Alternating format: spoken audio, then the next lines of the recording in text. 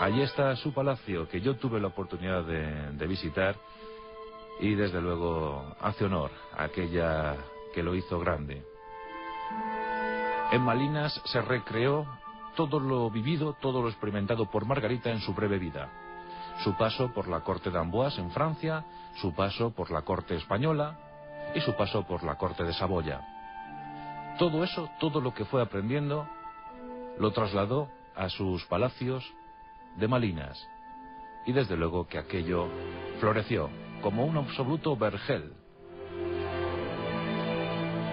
Los habitantes de aquellos lares, desde luego, estaban muy contentos con su gobernante. La quisieron, con profundidad, con absoluta profundidad. Y este aquí, que curiosamente le va a llegar una misión fundamental para Europa.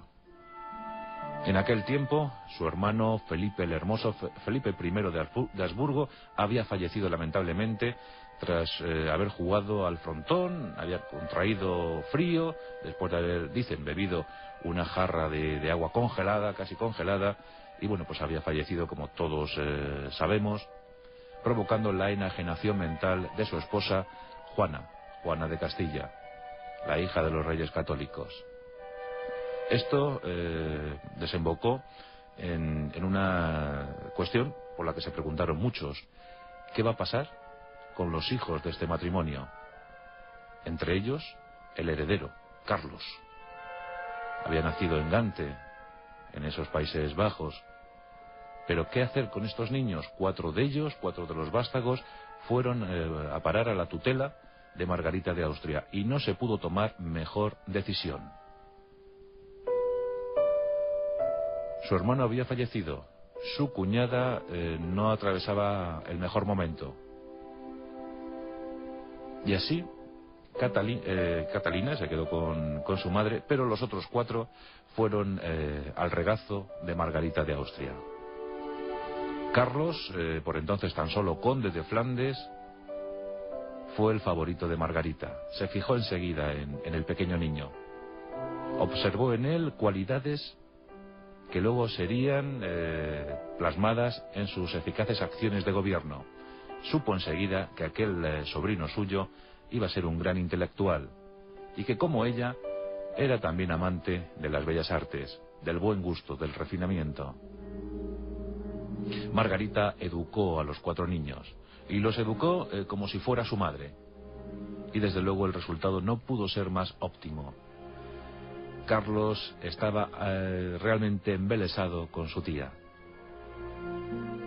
La quería como aquel niño que pierde pronto a su padre, que sabe que también ha perdido de alguna manera a su madre, y que no le queda otra cosa en el mundo sino escuchar los sabios consejos de la mujer que le trató como un hijo. Carlos fue creciendo, y Margarita también supo que debía hacer algo más, no solo educarle como un hombre sabio, sino también prepararle el camino para sus futuras misiones en el continente europeo. Ella personalmente contactó con numerosos príncipes electores alemanes, los mismos que posteriormente votarían en favor de Carlos. Y así se consiguió para Carlos I de España y V de Alemania, pues el máximo designio, el máximo escalafón en el Sacro Imperio Germánico-Románico. Desde luego, Margarita fue trascendental, fue determinante para que muchos príncipes se decantaran por la opción de Carlos, aunque ya tenía algo ganado, pero Margarita fue tan seductora, supo hablar tan bien, supo acercarse de una forma tan franca a esos príncipes electores, que nadie dudó que Carlos I debía ser el emperador. Nuestro rey quiso mucho a su tía, y aún más gracias a determinadas misiones encomendadas a ella. Nos encontramos en 1529. Las tropas imperiales españolas se enseñorean de diversos campos de batalla europeos. El caso, por ejemplo, de Pavía, donde Francisco I de Francia fue derrotado y capturado, él y sus hijos, y trasladados a España, a Madrid, a la Torre de los Lujanes. Carlos I, con 29 años, ya es el monarca más influyente de su tiempo. Un hombre llamado por el destino a ser el más notable, el más luminoso del siglo XVI, marcado por las enseñanzas de su tía, de su tutora, de su mentora, Margarita de Austria. Y entonces Carlos solicita a Margarita que lleve las conversaciones de peso que se están celebrando en Cambrai para establecer la paz entre Francia y España. Y este tratado curioso, firmado en 1529, conocido como Tratado de Cambrai, pero más popularmente como el Tratado de las Damas, el Pacto de las Damas, porque las conversaciones, como digo, se llevaron principalmente entre Margarita de Austria, la tía del emperador, y Luisa de Saboya, la madre de Francisco I. Fueron estas dos notables mujeres las que rubricaron verbalmente los acuerdos.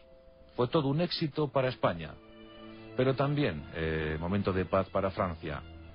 Por este tratado, Francia renunciaba a sus aspiraciones en Génova, en Milán y en Nápoles. Además, pagaba un rescate de 2 millones de ducados, que esto era un potosí, esto era un riñón, pues 2 millones de ducados se pagaban para que fueran liberados los dos hijos de Francisco I, que todavía, 4 años después del desastre de Pavía, permanecían en Madrid, en España. Los franceses pagaron y los hijos de Francisco I regresaron a Francia. Por su parte, España tan solo tuvo que renunciar a sus ambiciones en el ducado de Borgoña. En consecuencia, un gran éxito para España, y la artífice de ese éxito, Margarita de Austria, que sin embargo pagaría severamente todos los esfuerzos realizados en aquellos días de conversaciones. Y es que Margarita estaba quejada del mal de la época, el mal de Gotha, y una herida que se había mal curado tiempo atrás, provocada por esta enfermedad, se le abrió en aquel tiempo. La infección hizo acto de presencia, los galenos no pudieron remediar el mal que iba minando el cuerpo y el alma de Margarita de Austria, y absolutamente derrotada, absolutamente cansada y envejecida, culminaba su vida el 30 de noviembre de 1530. Tenía 50 años. Su último pensamiento, sus últimas voluntades para su sobrino, su querido sobrino Carlos I. Fue ese último pensamiento, esas últimas palabras. Dicen que cuando el rey Carlos recibió en España la pésima noticia sobre el fallecimiento de Margarita de Austria, exclamó: «Mi querida tía ha fallecido». Tras esto, enmudeció y, para sorpresa, para congoja de la corte, se retiró, cabizbajo, se encerró en sus habitaciones, y dicen que durante horas se la escuchó llorar. Y no es de extrañar. Había muerto, había fallecido la mujer más importante de su vida. Una mujer que injustamente ha sido relegada al olvido, de la que muy poco se habla y que conviene reivindicar, porque esa mujer forjó con su amor, forjó con su educación exquisita y privilegiada, formó la personalidad del hombre más importante del siglo XVI europeo. Si Carlos I de España y V de Alemania fue como fue, si consiguió lo que consiguió, fue seguramente porque escuchó atentamente los sabios consejos de su querida tía Margarita de Austria. Son esas pequeñas historias que conforman las grandes narraciones, los capítulos esenciales, los fundamentales de nuestro devenir, de nuestro acontecer como humanos. Muchas veces escuchar, simplemente escuchar a una mujer que te quiere, o un hombre que te quiere, puede hacer cambiar la historia del mundo. Y fue el caso aquí en España con Carlos I de España, V de Alemania, emperador, acaso por la gracia de su queridísima tía Margarita de Austria.